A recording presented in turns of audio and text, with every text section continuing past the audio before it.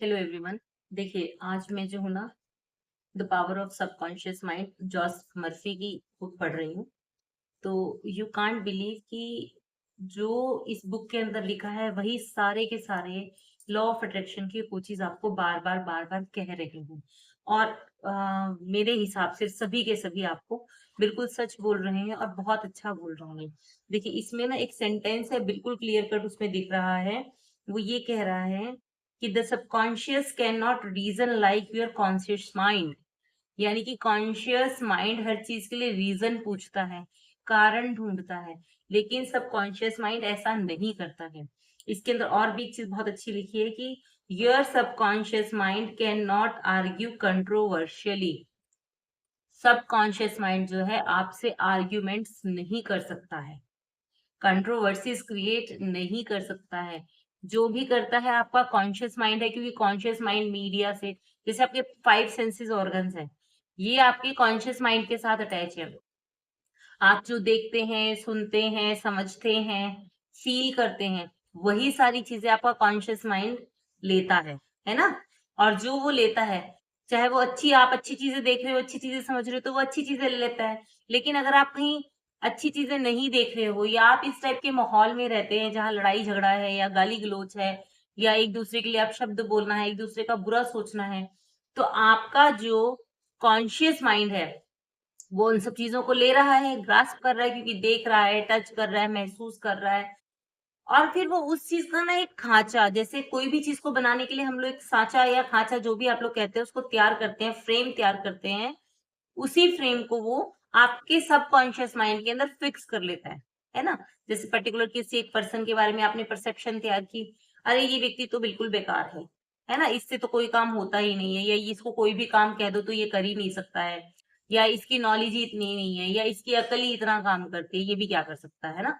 तो हम लोग की एक परसेप्शन किसी पर्टिकुलर पर्सन को लेकर, किसी पर्टिकुलर घर को लेकर, किसी पर्टिकुलर सिचुएशन को लेकर, अपनी लाइफ को लेकर, अपनी लाइफ में हो रही हैपनिंग्स को लेकर ऐसी ही बन जाती है कि हम कंटिन्यू एक जैसा ही किसी एक स्थिति के बारे में सोचने लग जाते हैं, और वही हमारी हैबिचुअल जो आदत हो जाती है सोचने समझने की, वही आगे चलकर हम लोग को प्रॉब्लम क्रिएट करती है। अभी ह्यूमन माइंड है तो वो नेगेटिव पॉजिटिव दोनों देखता है, लेकिन नेगेटिविटी को वो जल्दी ग्रास्प करता है, पॉजिटिविटी को उतनी जल्दी नहीं करता है। यही चीज सॉरी, यही चीज जो है हमें जॉस मर्फी कह रहे हैं। बार बार वो ये कह रहे हैं कि if you give it wrong suggestion, अगर आप एक रॉन्ग सजेशन अपने सबकॉन्शियस को दे रहे हैं, तो वो उसको सच समझकर बैठ जाएगा, चाहे वो कंडीशंस हो, चाहे एक्सपीरियंसेस हो, और चाहे इवेंट्स।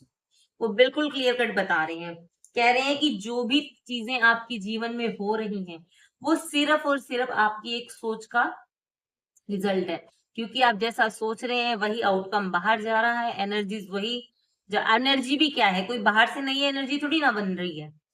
अभी जो यूनिवर्स के अंदर एनर्जी है वो यूं ही घूम घूम के, आप सबको पता है कि यूनिवर्स में जो हमारी गैलेक्सीज हैं, या जो हमारी पृथ्वी है, या जो हमारे ग्रह ऑल राउंडेड हैं, सभी गोल हैं।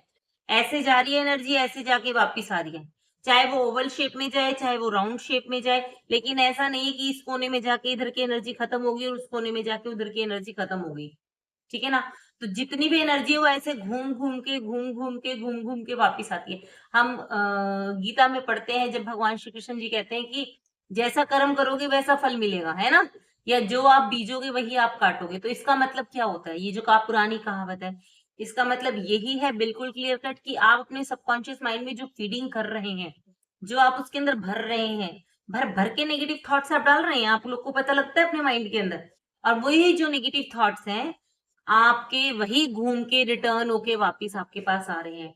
तो इसीलिए मैं आप लोग को बार-बार कहती हूँ कि जो भी आप चीज़ सोच रहे हैं, समझ रहे हैं, देख रहे हैं, महसूस कर रहे हैं, वो सब चीज़ें थोड़ा-सा अवेयरनेस के साथ करिए, ताकि आपके सबकॉन्शियस माइंड की जो प्रोग्रामिंग हुई हुई है ना नेगेटिव पॉइंट्स को लेकर, या नेगेटिविटी को लेकर, या किसी भी बुरे इवेंट्स को लेकर, वो सब चेंज हो सके, क्योंकि वो हमारे ओल्ड बिलीफ बन चुके हैं, फिक्स हो चुके हैं।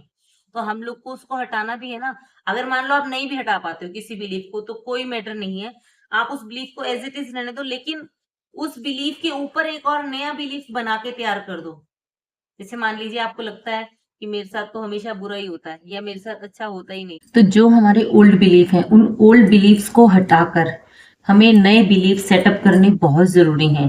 तभी हम इस लॉ ऑफ अट्रैक्शन को समझ पाएंगे, तभी हम इसका एक सुखद अनुभव ले पाएंगे, तभी हम अपनी चीजें मैनिफेस्ट कर पाएंगे।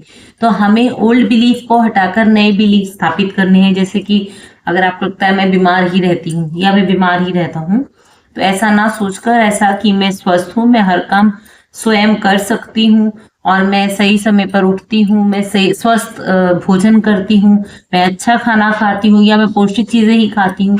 तो ऐसी बहुत सारी चीजें हैं जिसमें कि आपको अपने ओल्ड बिलीफ को तोड़कर नया बिलीफ स्थापित आपको करना पड़ेगा, और वो कार्य आपके लिए कोई नहीं कर सकता। वो कार्य सिर्फ और सिर्फ आपको स्वयं के लिए खुद करना पड़ेगा।